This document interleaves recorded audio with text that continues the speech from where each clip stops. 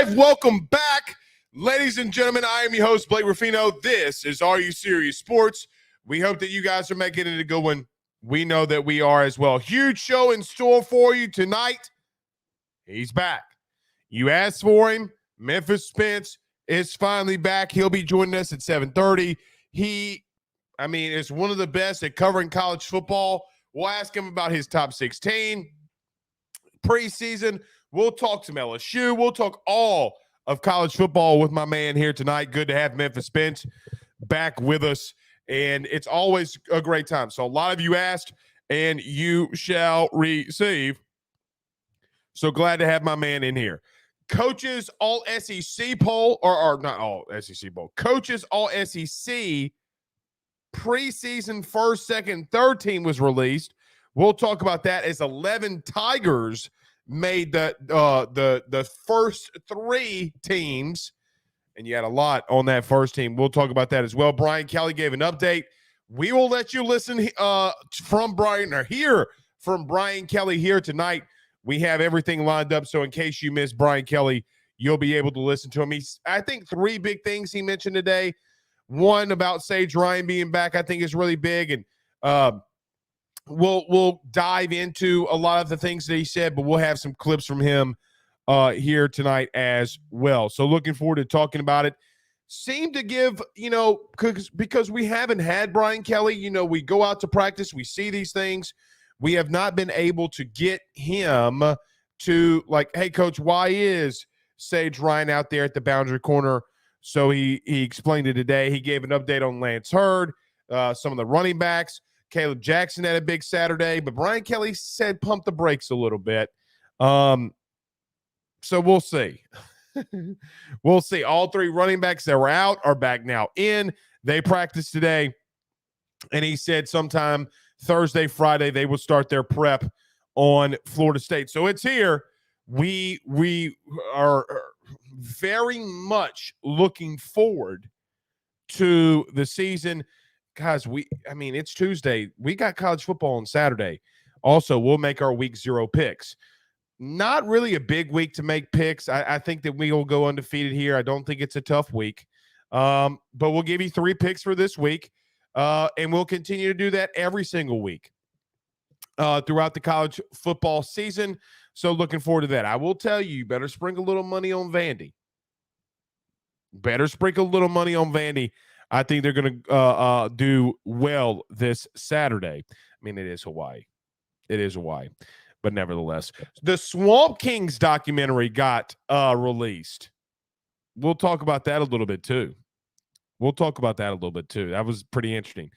Watched all 4 episodes today and thought that they would have gotten more. Spoiler alert.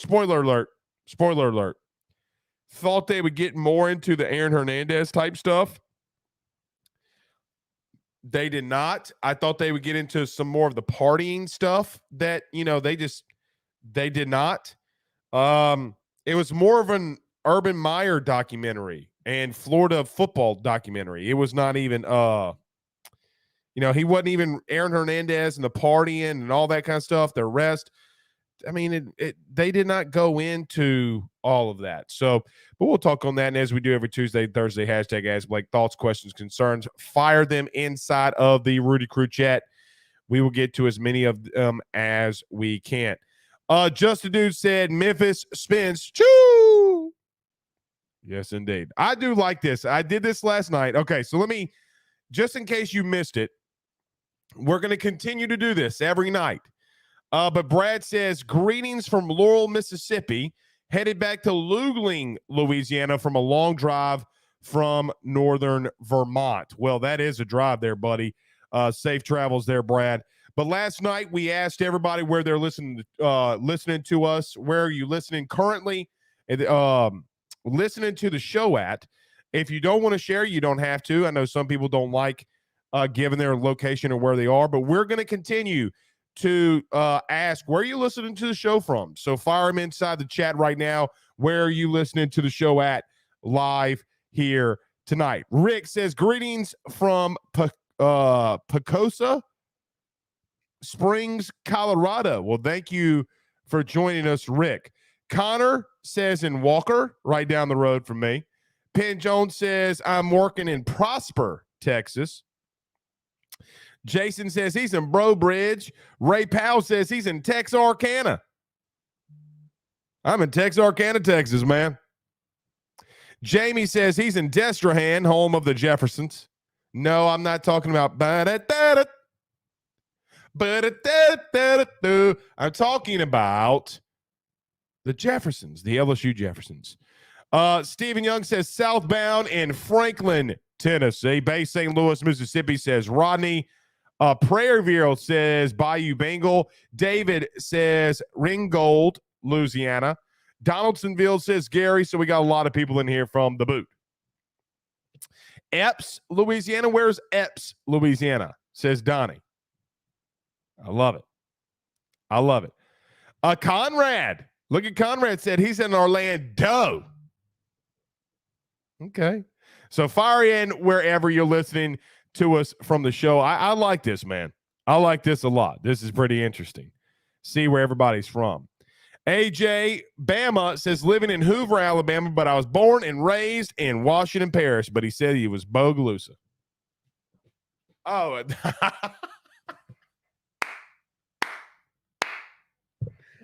that is Sanford and Son. I got my I'm not good with this TV show stuff, but that's funny. Just a dude, you got to admit that's funny. If you can't laugh at yourself, then what can you laugh at? So we do have a big show in store for you tonight. Apparently, last night's show, I freaked a lot of people out about just some weaknesses. But, guys, we talk about a lot of strengths here. I mean, we're breaking down Florida State. And, look, if you think that this game's not going to be close, you're wrong, man. I think this game's going to be as close of a game that you might have all season. Both teams are really good, man. Both teams are really good. But we got a lot to roll into. Brian Kelly addressed it. I'm going to give my thoughts about kind of what he said. He did say pump the brakes on Caleb Jackson. I don't think you're going to be able to pump the brakes on him. I mean, he had 2 touches for 95 yards and 2 touchdowns. Maybe there's some things that he's not he's a freshman that he's not picking up that Brian Kelly's like, look, yeah, we got 6 seniors, But we'll see. And we'll hear from Brian Kelly here tonight as well. So we got a lot to roll into. Let's do that. Everybody do us a favor by hitting the like and share. Share to all of those social media groups. Share to all of those social media pages. If you're listening to us on YouTube, like, subscribe, notification bell. We got all these views and listens, but not all of you are hitting the like button. Do us a favor by hitting that like and share. Share to Twitter, share to Facebook, share to all those Facebook groups, wherever you listen to podcasts. You guys, I got to admit, man, last year we had over 1 million listens. This year, we're already surpassing that. So thank you for wherever you listen to podcasts, rate, review, and subscribe. And everybody watching us on Fubo TV, welcome, welcome, welcome. Thank you for being with us. Let's talk about our good friends, though, over at GM Varno & Sons. Our good friends over at BetOnline. We got a lot to get into tonight, a lot of LSU. Guys, 12 days away. Football will be here. Don't go anywhere. Stay with us. BetOnline is the fastest and easiest way for you to wager on all of your favorite sports, contests, events with the first-to-market odds and lines. Find reviews for all the news for each league, including Major League Baseball, NFL, NBA, NHL, combat sports, college sports, esports, and even golf. BetOnline continues to be the top online resource for all of your sports information for live in-game betting, props, and futures. Head on over to BetOnline today and use your mobile device to join and make your first sports bet. Use our promo code BELIEVE50, that's BELIEVE50, BLEAV 50, to receive your 50% off welcome bonus on your first deposit. That's betonline.ag, betonline.ag. With over 65 years of experience, nobody is better equipped to service in your vehicle than GM Varno & Sons. RV repair, big rig overhauls, motorhome chassis, routine maintenance, tire rotations, tire sales. No job is too big or too small over at GM. If you break down the side of the road in the greater Baton Rouge area, they will come and get you. And the best thing about that is that they can come and get you, and then they can bring your vehicle back to their shop and start the repairs right then. Again, GM Varno & Sons. Go see them over at 2500 Fuller Boulevard. Give them a call at 225-664-9992. 225-664-9992. Tell them your good friend Blake Ruffino sent you on by.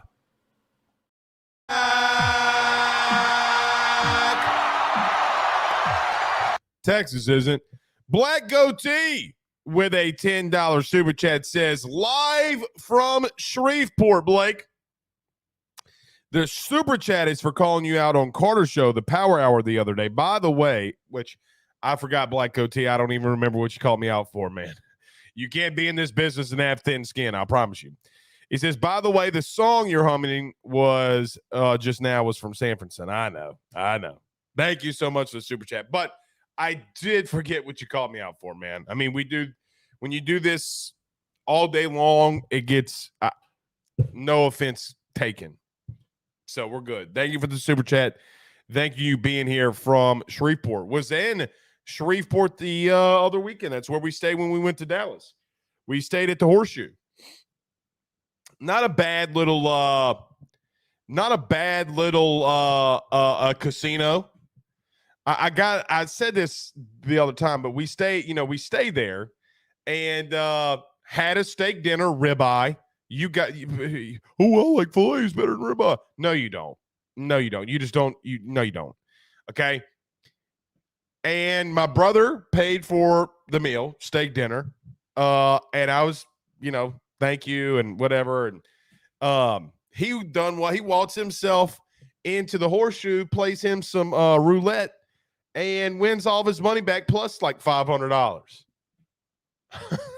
I didn't feel so bad for him paying for the steak dinner. My man was living large. Then here's the interesting thing. Not only did my brother pay for the steak dinner and go in the hotel or go into the casino, then win all that money, they shut the table down on him. He was kicking their ass so bad, the Horseshoe shut the table down on him. Yeah. Horseshoe. That is BS. So live here in Louisiana, in the midst of 500 total people, live on AYS, it is horse manure that you shut the table down when my brother was kicking your ass. Some theologians say that he was kicking your ass maybe as bad as LSU will kick that Florida State ass. Let's get into it. So Brian Kelly met with the media today, and he had a lot to say. So the first thing that Brian Kelly was asked was pretty much about the scrimmage, right? Coach, how did you see it? Well, let's hear from him. Here's Brian Kelly on his thoughts on the scrimmage this past Saturday in Death Valley.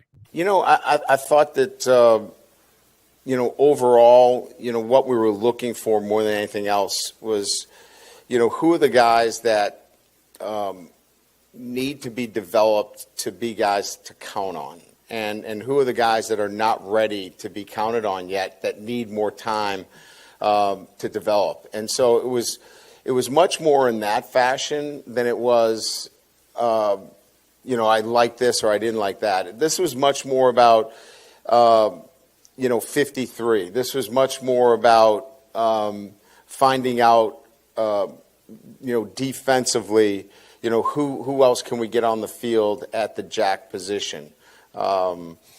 Is Whit Weeks getting closer to playing? Can Stamps hold up at corner? And all those became positive for us. That was Brian Kelly on the scrimmage this past Saturday and things that he was looking for. And I think it's great, in a great way of him breaking down what he viewed, right? Coach, what are you looking for? Hey, I got a couple positions that I'm looking for. Basically, what he was telling you was, hey, I know I have two dudes in the interior, Makai Wingo and Mason Smith. Savion Jones is a dude. Who's going to be our pass rusher on the other side that can really get after the passer? I thought Braden Swinson and Ovia Gofu looked pretty good, but the reason he's looking at that, and it's something that we talked about last night as well, I had not seen Will Campbell lose a rep really all camp long. So that's what he was looking for. He was looking at Weeks. And I do think it's interesting. When he talked about these things, he talked about defensive players only, defensive positions only. Notice he said this is about the 53. What he means there is obviously an NFL team, you cut down to 53 players, basically who are the 53 guys that we know that we can count on and rotate to go in there and give us significant snaps.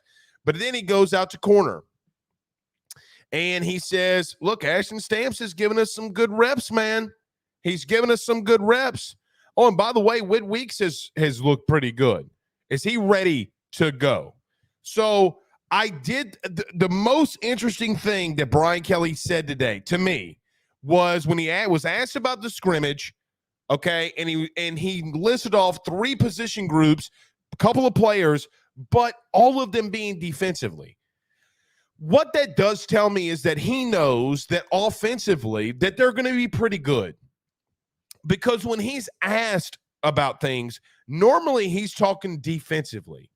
He's not talking offensively because he knows what he's got.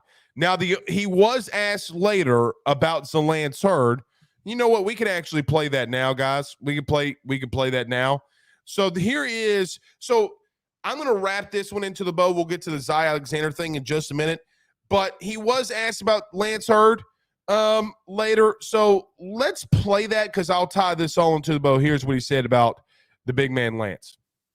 Just the understanding of the offense in itself, from terminology to technique to, it's college football. He's going to, there are guys he went against last year that, quite frankly, there was mismatches, maybe 80% of the time, 90% of the time, maybe 99% of the time.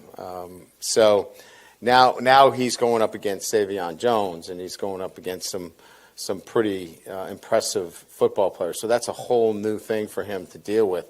So the rigors of that, right? Each and every day. So he's going through a lot of that. But is he pushing for a starting position? He's a guy that, we're giving, reps to. So that's Brian Kelly mentioning about Lance Hurd. So to tie this all in, I just think when Brian Kelly speaks, he gives you answers and tells you things without telling you. He's telling you, look, I know we need to get a pass rush because I do think our DBs, okay, may be a little iffy here or there. Okay, that's how I read what he's saying. Because then he goes into about Ashton Stamps. Now, Ashton Stamps is going to give us some good reps. Well, the reason they're doing that is because they're rotating in and out there. And then I think when he talks about the linebacker unit, guys, you really don't have a lot of depth there. You got a lot of talent. Omar Spates, Harold Perkins, Greg Penn. After that, you start asking yourself some questions of, you got a lot of young guys and a lot of inexperience. A lot of inexperience. And they had been pushing guys down, like Major Burns going into the box and helping out in that run game. So I do find that interesting. I don't find it interesting. I don't find it, I don't want to say the word interesting. I don't find it surprising that Brian Kelly did not necessarily sell on the Lance Hurd going to start week 1. Are you trying to push him to start week 1? Because I don't know if he should. Let me tell you why. If he does, great. If he can stand up against Jared Verse, fantastic. You're going up against a top 10 pick, man. Like was on with Mike Detillier today. He had him in the top 20, but he said he probably could go into the top 10 or something like that. Do you really want to play a true freshman against a guy that's a top 10 pick and has 5 years of experience on him? Probably not.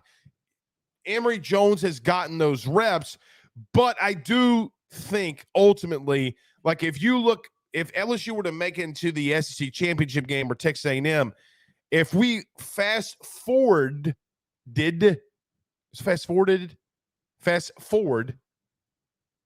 the Texas A&M game, I do think Lance Hurd will probably more than likely be starting at right tackle, barring injury or barring something crazy happening. But Brian Kelly said we're looking for our best 5. But they have not changed that starting 5. It's been the same 5 the entire camp. Charles Turner has locked down his spot, it would seem, because Marlon Martinez is being moved to guard. So I do believe that they are trying to get him as many reps as they can, see what they have. So in all of that, I do think that Brian Kelly was telling you what he thinks his worries are. I don't think that he pulled any punches.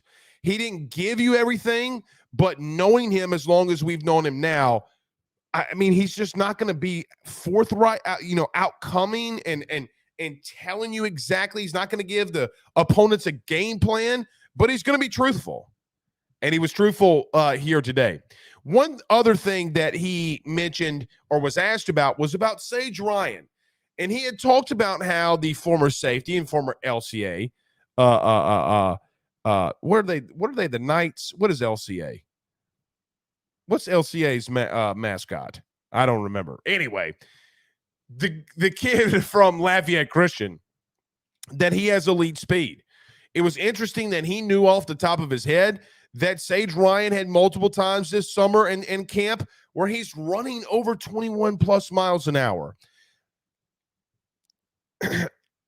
I don't know how that experiment's going to work, but I will continue to tell you that the reason that Sage Ryan is going out there is because they've had struggles.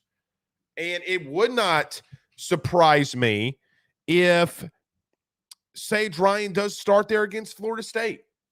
It would not shock me.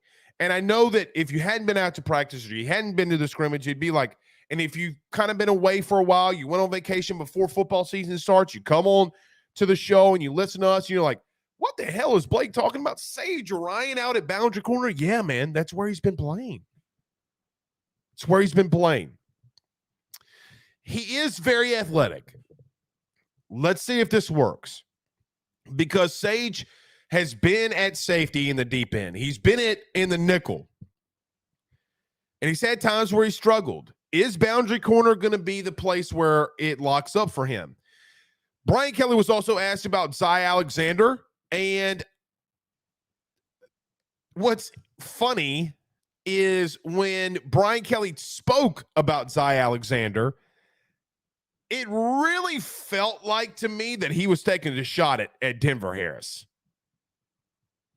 It completely felt like to me that he was taking a shot at Denver Harris.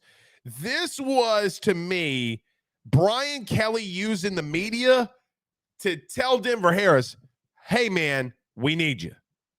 I think in a subset type of level, this was Brian Kelly telling everybody else, if you kind of would peel the layer back of that onion, Denver, let's get rolling, buddy. Let's get rolling.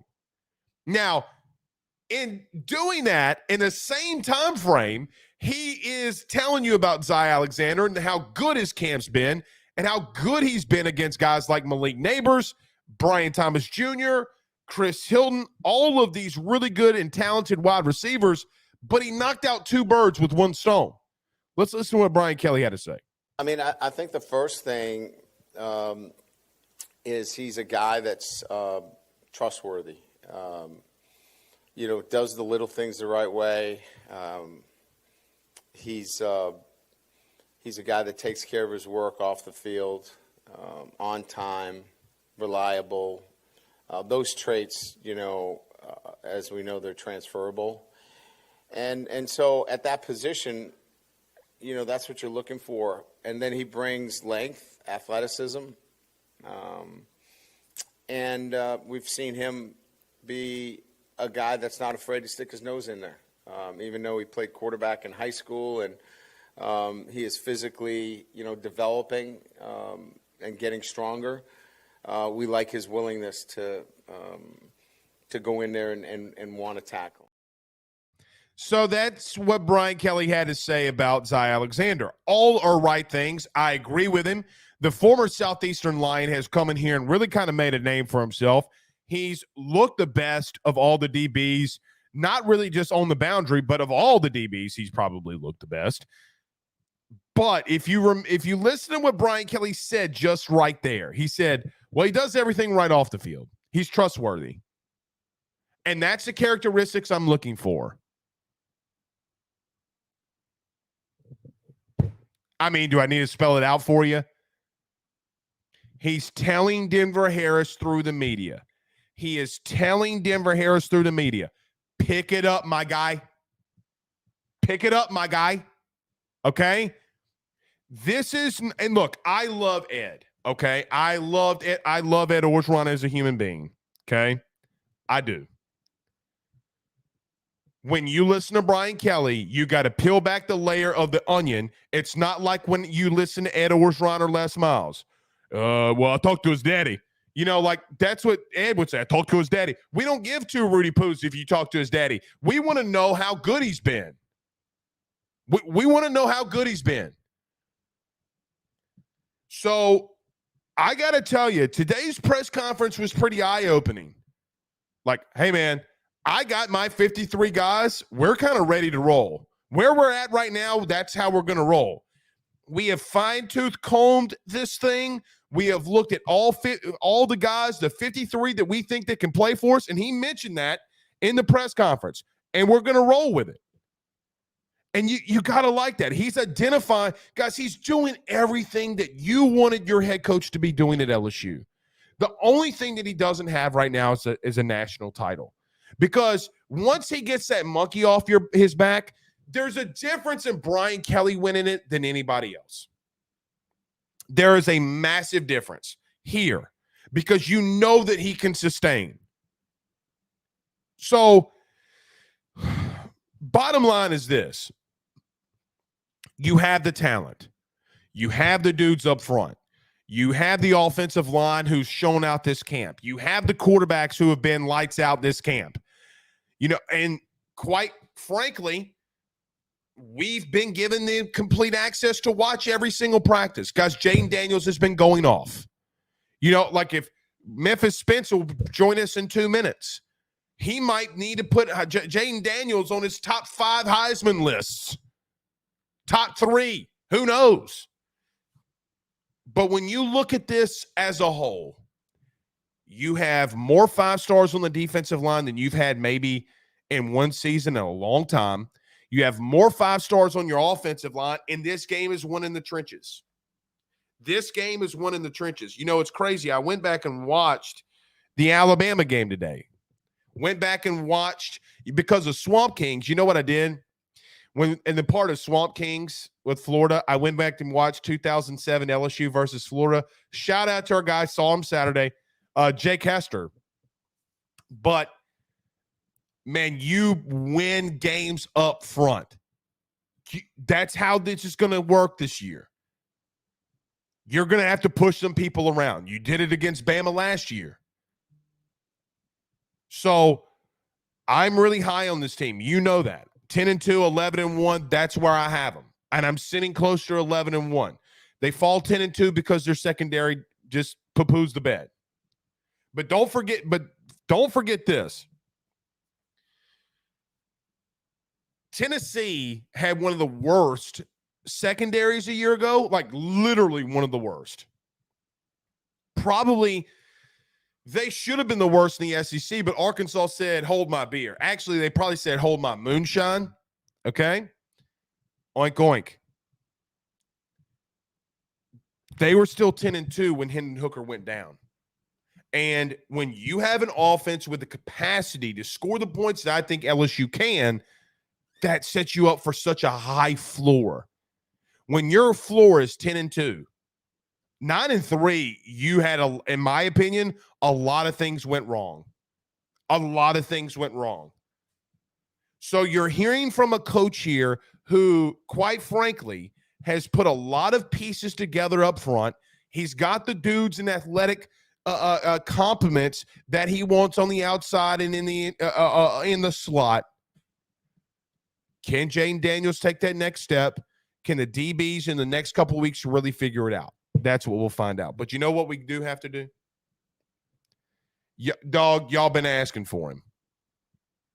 Y'all, there's 551 of you in here. 300 of you have said, Blake, bring back Memphis Spence or cancel your show. Like, damn, son.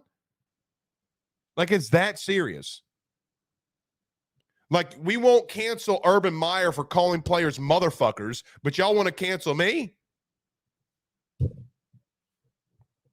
Y'all something.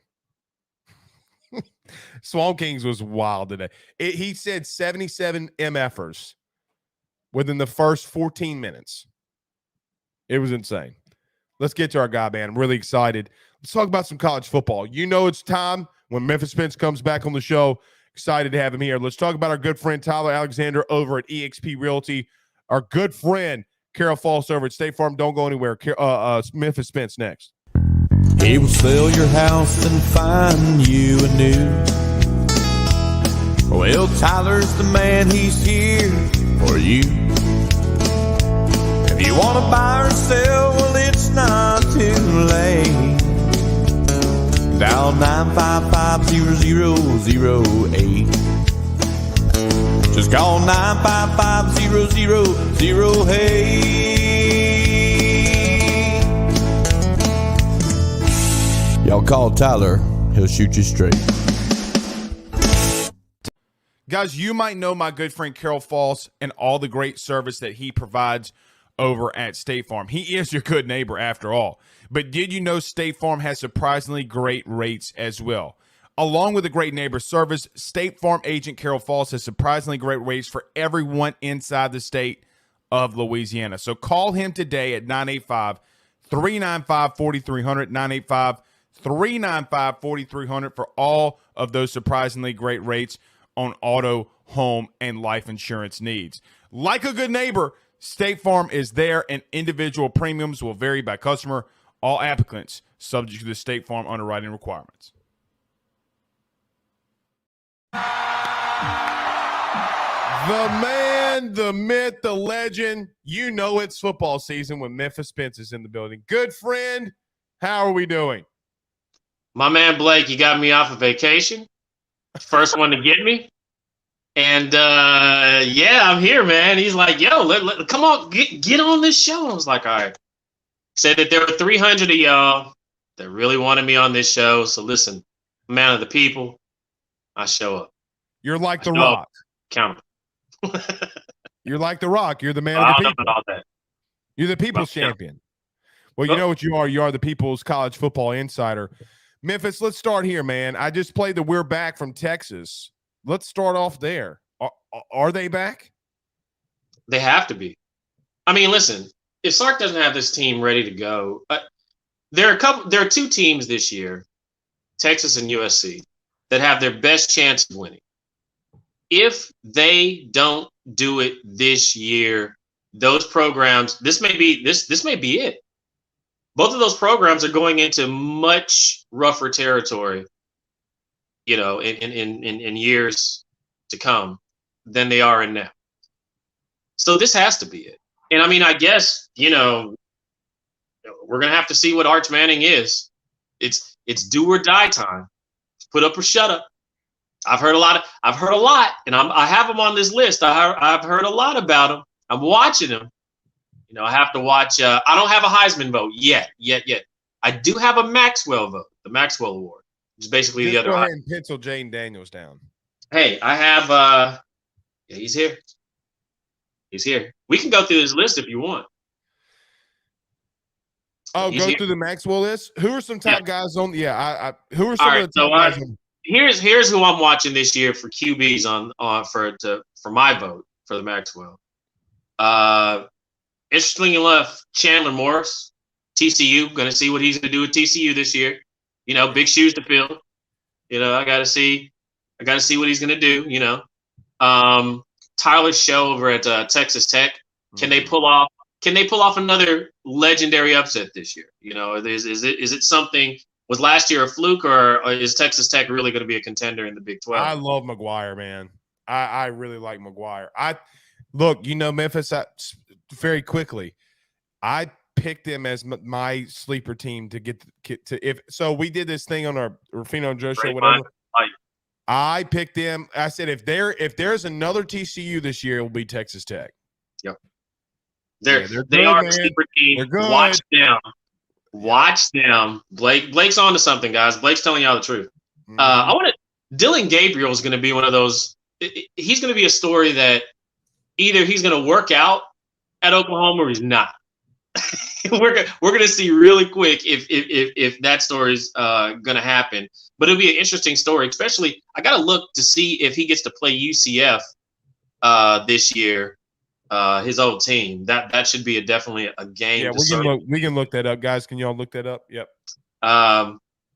Devin Leary at NC State, probably the most underrated quarterback still in that conference. Leary's at Kentucky now, right? Is he? Is Devin Leary at Kentucky? Yeah, Leary's at Kentucky now. He transferred in. Who's? Oh, okay, I want to watch him at Kentucky then, because he was kind of under appreciated, I think, at NC State. If he jumped in that transfer portal and got over there, I still have his name down from last year. Arch Manning. Arch is on this list. I have him at number 6. I'm watching him because from what I've been told and what I'm seeing still don't match up. I ain't gonna lie.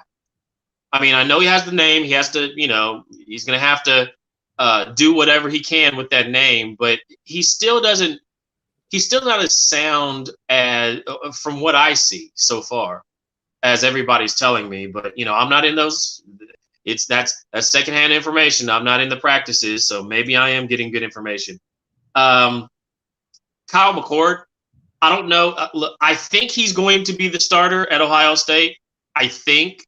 I know there's been dust kicked up here lately, but I think that's your starter, and I think that's the guy that's going to either get Ryan Day fired or make him look like he can coach. Because we don't really know yet, do we? We don't know what's not Ryan Day. I mean, Devin Brown might take that spot. I know. And about the Arch thing, like people are saying, oh, well, Quinn's this, Quinn that.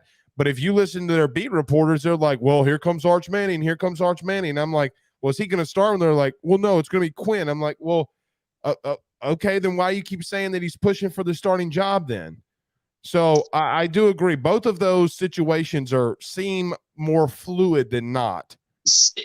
Both of them are. And let's just say a little birdie told me that Arch might actually play more games this year than anticipated. Yeah. So he's been covering it for a while. So I'm gonna go and it may start off where he doesn't start the season, get all the butterflies out and everything else. But that I think there's a shorter leash in Texas than there is in Ohio State right now. And there's a short leash for both right now. I think Malik Murphy might be the best quarterback in that room. No. Maybe. Jordan Travis. You're right. I mean, I have him down at number 4. There's going to be an epic battle between Jordan Travis and Jayden Daniels, which I have at number 3 right now. And then the other two, I'm assuming Drake May and Caleb Williams. Oh, yeah. Yeah. Mm-hmm. Drake and Caleb are 2 and 1.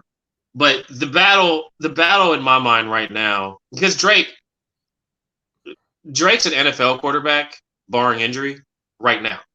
Like there are interested NFL teams today. All he has to do is not be injured, and he's going to. Now, where he's going to be drafted may rest on this season, but confident from 2 sources, 2 actual NFL scouts, that they already have him on the board. So if he goes up or he goes down, it's this season. But he's probably an NFL draft pick at this point. Whether Where's Bo Nix and Michael Penix Jr. fall on that list, Memphis? Frank Harris and Michael Penix Jr. are both I have as honorable mentions. And the only reason why I have them as honorable mentions is I believe I know what both of those guys are already. I think they've shown us what they are. I'm not sure. There's some wiggle room for everybody else on this list. Right. I think Michael Penix Jr. has already turned in probably the best season we're going to see from him. And Frank Harris, I think, did as well. His running backs are in the NFL now. They're not coming.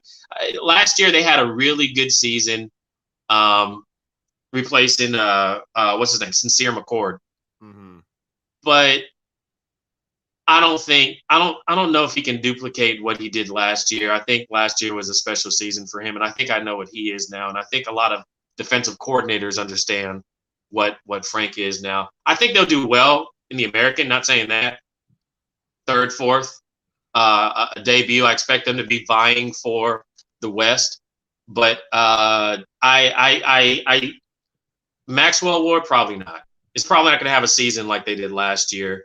Last year was a great story, great season for UTSA. But we know what Michael Penix Jr. is. We know what Frank Harris is.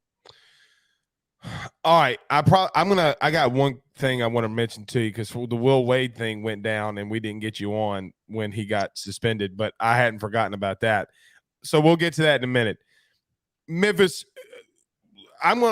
secondly, I do want to get about this conference realignment thing. I want to talk to you about that, but let's get into the season really quickly.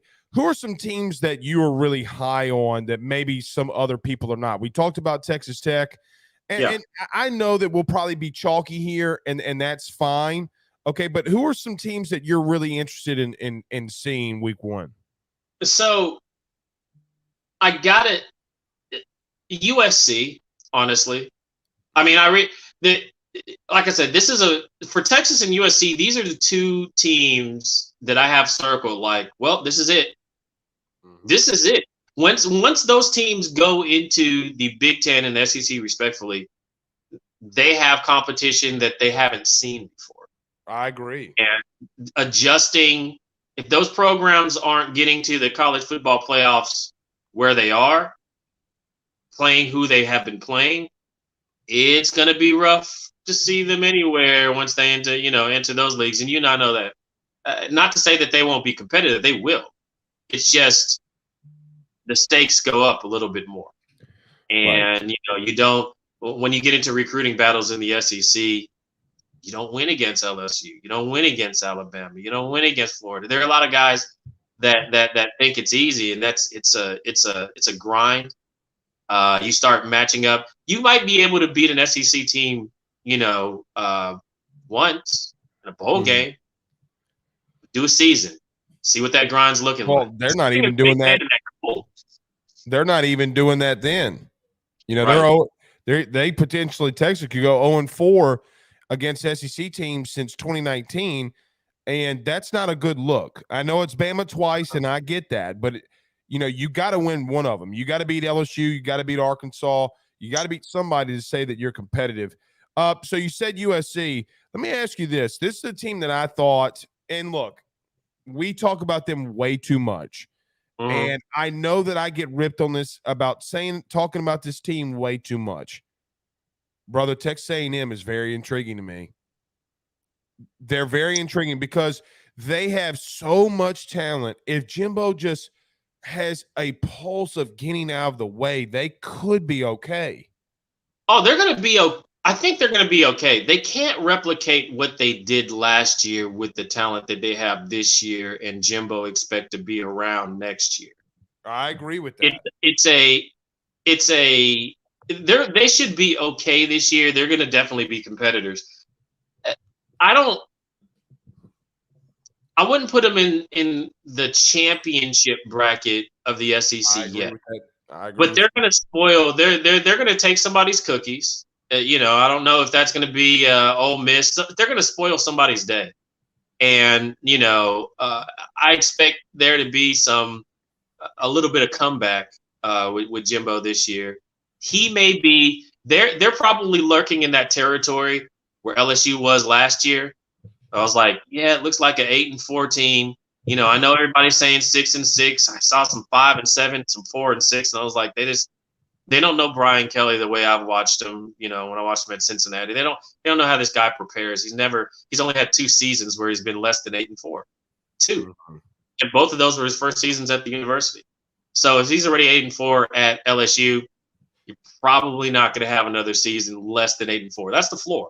8-4 at LSU now is the floor. So it's usually up and up. It's on the up and up from that.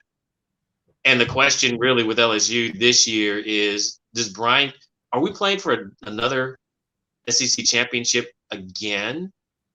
And if so, what does that mean for Alabama? Is it time for good old Saint Nick to kind of tip his cap, just Go and Saint bye bye. bow out? You're right. So Hey, we're throwing a party at my house the day that man retires. I'm showing up. You better have the gumbo. The gumbo's got to be on we point. Got gumbo. We got gumbo. It's got to be on point. But well, that's the question. You got grandmamas around here that wear muumuus. You know something's about to go down. Man. Come stir that pot, baby. Gotta go. You know all of those muumuus. Sometimes they cook in for a couple of days, don't wash it. The scents in the moo. Yeah, I understand. Yeah, that's the secret sauce. The sweat. You know, it's disgusting. But they're putting it. But they make sure they're putting it. Yeah, no doubt.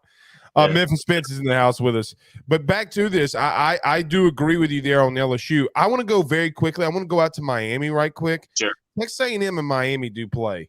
Buddy, I don't think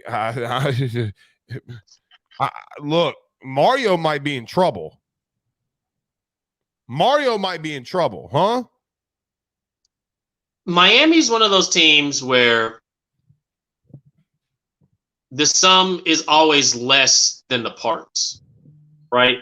You look at the rosters and you're just like, how you can't lose 5 games with this roster. Yet somehow they figure out, how to do that every year to some wild teams. And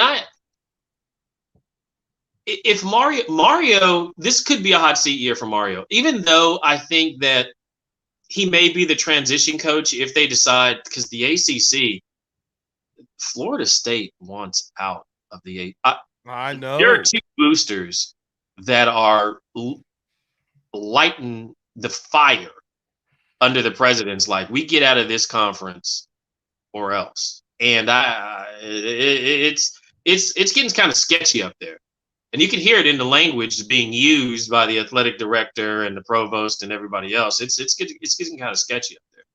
But Miami, yeah, they're in a situation. They're not in a really they're in a lose-lose situation.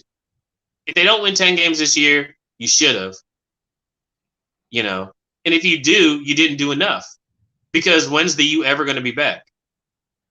That's a question that is the U ever going to get back? Are they ever going to get back to the point where we're talking about them in a New Year's Six bowl game?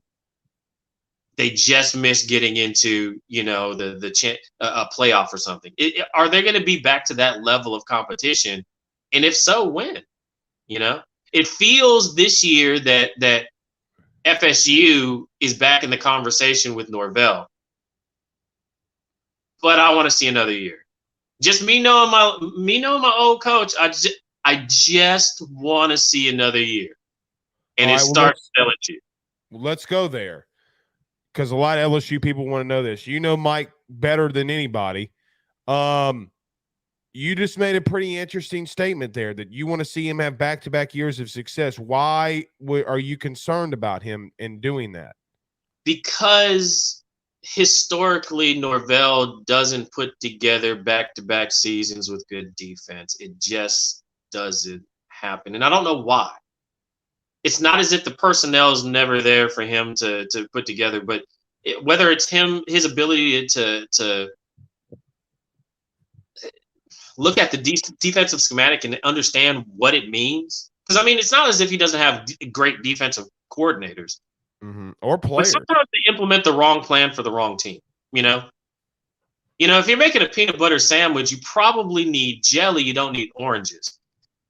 But if you need orange juice, right, then you get to orange. You don't need jelly for orange juice. It's like they have the right ingredients. They're just not using it correctly.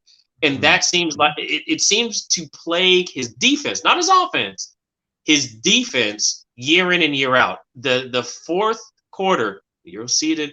I promise you there's going to be a time in this game where in the fourth quarter, you're going to be like, I can't believe Norvell either didn't call a timeout or you know what you see LSU lining up in, and you look over at the defense and you say, what? Why are they in that formation? It's interesting you say that, because he almost blew it a year ago. Exactly. And Right. and that's the thing. Like, if it's not, Lord help him this year, because he's always in a situation where he's going to blow it in the fourth quarter because his defense is out of position. It's not that they're not talented. It's not that they're not going to the league. It's they're out of position. And you either call a timeout or you make sure that they're in the position that they need to be in when that ball is snapped. They're the whatever reading the pre-snap reads, they have to be better. And I can't. It doesn't make sense. It doesn't translate from practice to the field for whatever reason.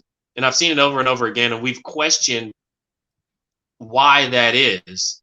Is there some sort of disconnect, or is he not as focused on offense as he is on defense? Of course, he believes that his offense is the best defense that he has. But defense wins championships. That's who I am. I'm a defensive guy. I just got done doing my butt kiss list, looking over my butt kiss list for the year.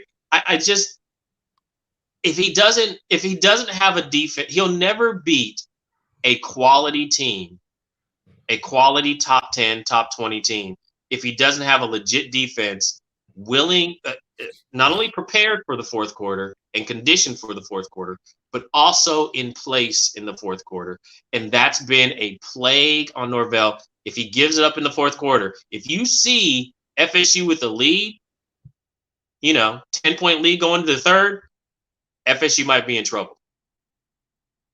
FSU's into trouble if they don't have a bigger lead than 10 points late in the third quarter, because that Norvell defense in the fourth quarter is known to just the bed. One thing I do think he has,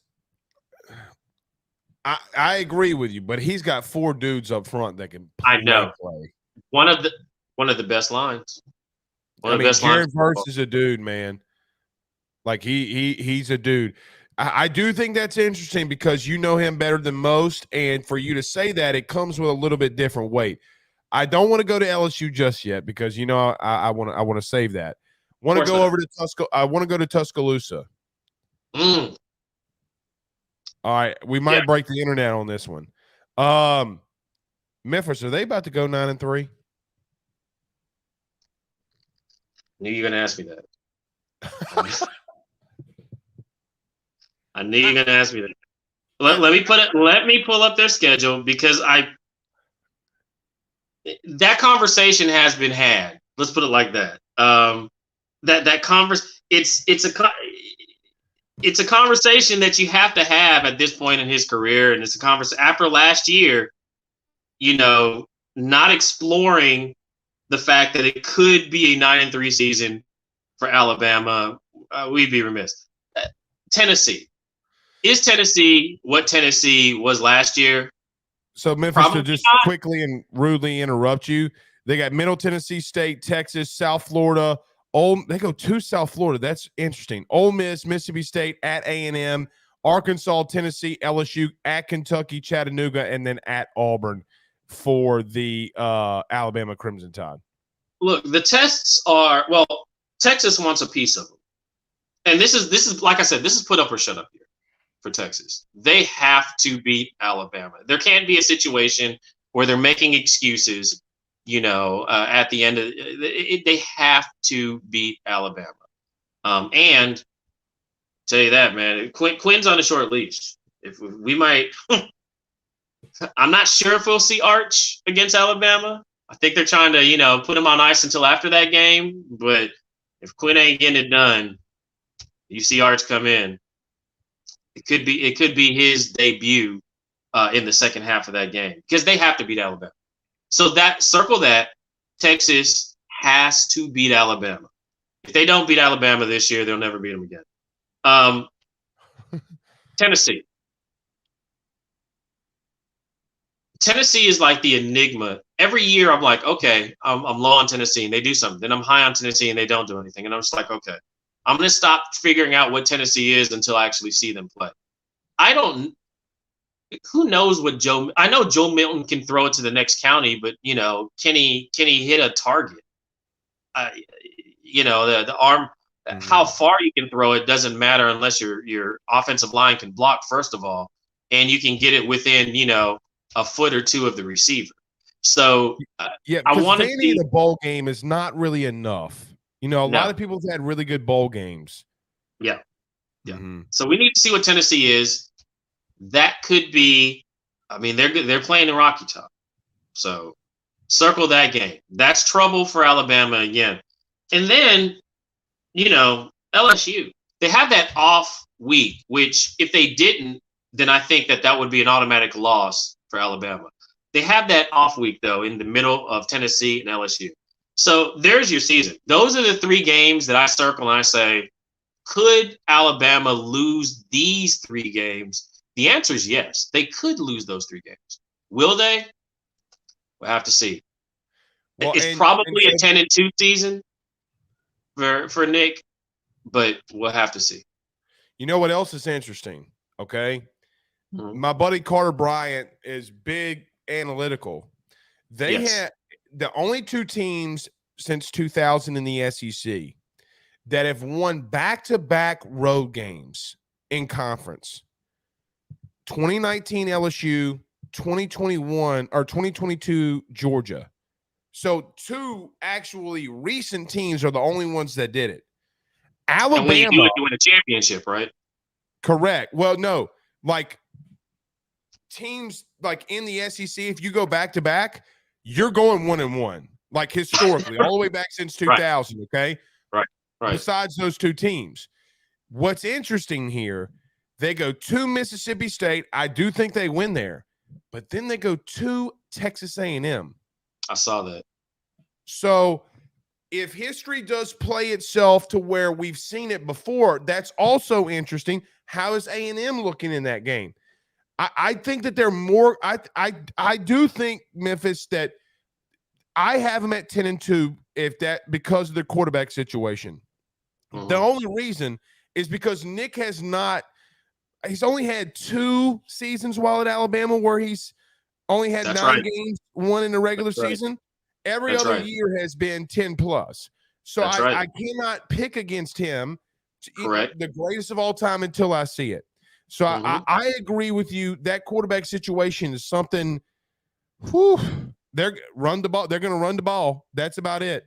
And they know how. That's the thing. Like saying, "Hey, they're going to run the ball." Well, it's Alabama also. They always come. They always have a good line. They always have dudes. I'm looking at on the Outland Trophy. There's always somebody that can run the ball, and Nick knows how to slow down the game, kick field goals, and run the ball. He knows how to do it. And that's why I'm like, well, that's why I see them more of a 10-2, because if Jimbo's going to have to show me something, man. I was so disappointed last year when I saw App State do what they did to Texas A&M, and I'm bringing it up because that's still seared in my mind. Like, I can't take you serious if you can't push App State's line off the block. I can't. And so if I don't care who you have on your offensive line, I don't care if I'm watching them, I don't care if they're going to be NFL players.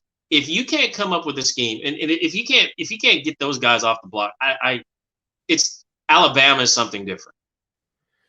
And show me that you can beat an App State before I entertain the idea of you beating Nick Saban in Alabama. And I have to see it. Now, does he have the players? Absolutely. Do I think Jimbo is one of those coaches? See, I don't have the same. Jimbo can do it. I'm not sure if Mario can. We've seen him do it. Miami and Mario, I'm not sure. Jimbo can, but I still have to see it. You have to show me on that. I feel you. Before we get you out of here, LSU. Yes. What you think about them?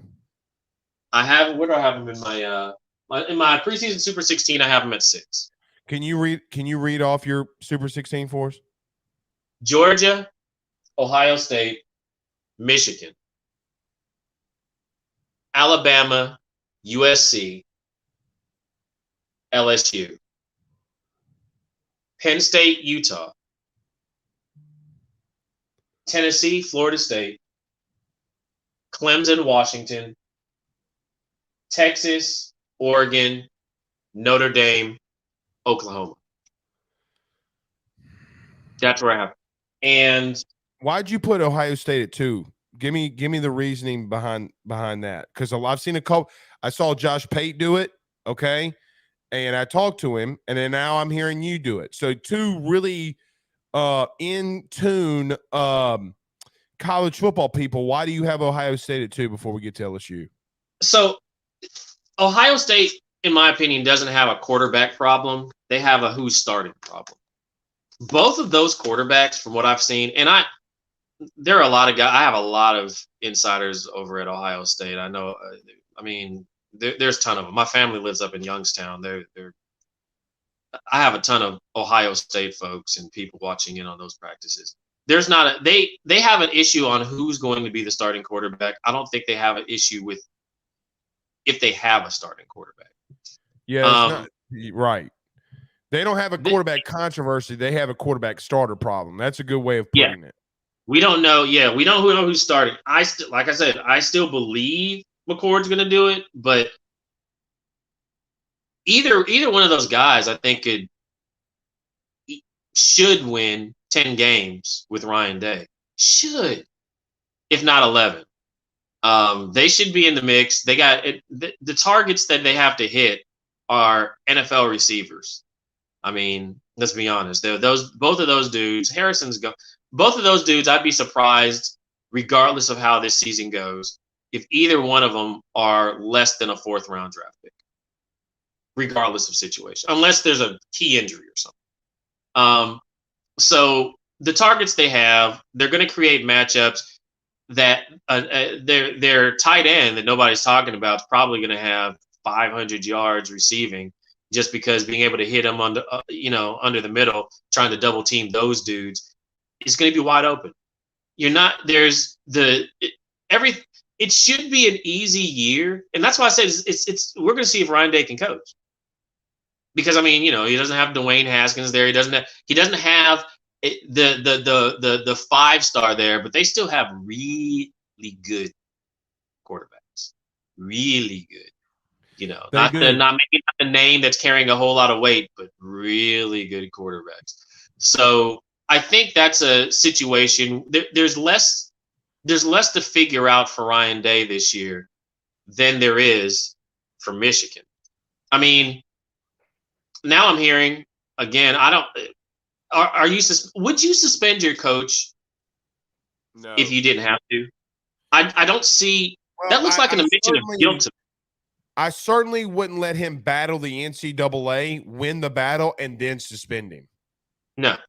That's like telling somebody, hey, you need to go to AA. You need to go to, and you constantly tell, and you see them fight alcoholism, and then when they get out, you're sitting there with a beer. Right. Here's a beer. No. It's so stupid. All right, I do gotta get you this to you before we get you out of here, because we do got to roll. LSU, yeah. You have them at 6. What do you like about the Bayou Bengals? I think Brian Kelly's had a year, and he proved to everybody what some of us that have been covering him for a while kind of already knew, that regardless of whether or not he slurs his speech or not, he's a great football coach. And now he's had a time to survey the land that he wants to. I think LSU is back in a position this year where we're talking about if they're going to Atlanta. They're going to be in the conversation. Again, of course, barring any crazy injury. There's just too much talent there. And he's had a year with Jaden. He's probably figured out better blocking schemes for this quarterback than he knew last year. Remember, this time last year, we didn't know who was starting. Now he has a plan. And once you get that guy with a plan, watch out. And this talent. You mix that LSU talent with a plan by Brian. It's 8 wins is always the floor with him, regardless of where he is. This is probably a 10 to 11 win season, and we're probably going to see LSU in Atlanta again. Barring anything, I mean, barring any surprises from Nick, I think it's still Nick and LSU are the Brian and Nick are the ones that I think are controlling the West in the SEC this year, and we'll see which one of those end up representing the. Did you all take away? Did you all take away conferences? Yeah, Just one. took away conferences. Yep. Okay. I mean, they won't have divisions when Texas and Oklahoma. Yeah, took away divisions. So, but I know where you were leaning. I know what you were thinking. Obviously, I think you were just going to try to say like Georgia and either Alabama or LSU is probably be two. Yeah. Right. I would saying that's why I wanted to get the conference realignments because it's all crazy. Yeah. Anyway, thank you so much, buddy. You being back means that college football's here. We got football this Saturday. I am taking Navy in the points because I hate Notre Dame. Oh, look at that hat. I'm telling you, I just got off you pulled me off a vacation. You're the only one that can do that. Come on. I mean, you do look like, you should be with Gladys Knight and the Pips. Like, I mean, my man, you're looking good over here, brother. Hey, man, they call me Memphis Spence for a reason, guys. All right, brother. Thank you. We'll have you on. It's football season. Thank you so much, man. It's great to see you. Man. Take care. All right, that's Memphis Spence. Always freaking fantastic. Let's get to a break. We'll go to Swamp Kings. We'll get out of here. And let's talk about our good friends over the Drake Williams Law Firm, drakewilliamslawfirm.com. By the Drake Williams Law Firm, drakewilliamslawfirm.com. Whether you've been injured in an accident, you're preparing for a future with your estate planning, you're getting ready to close in on a real estate deal, or you're about to welcome a new addition through adoption into your family, or you're facing criminal charges, you need very experienced attorneys, and that is what the Drake Williams Law Firm will be able to do for you in navigating the legal system. The door to their cozy office in historic downtown Ponchatoula has been open since 1981. They have helped thousands and thousands of Louisiana families and individuals win cases, close on real estate deals, and regain that peace of mind.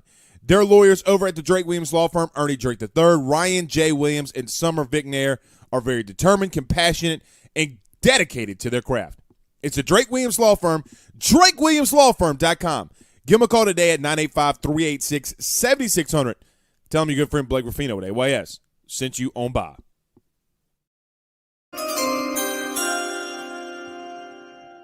Swamp Kings. So, listen to me.